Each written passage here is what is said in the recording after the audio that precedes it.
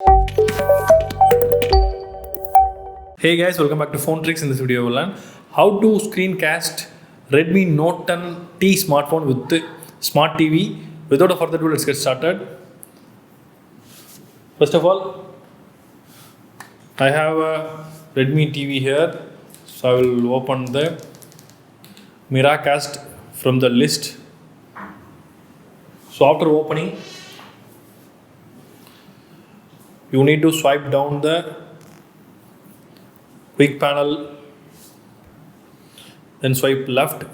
You can find the option called cast.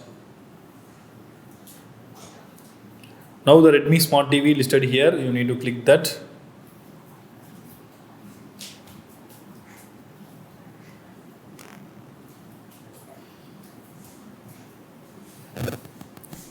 Now the phone display is displayed into the TV, so you can use to watch videos or playing games or viewing photos of gallery.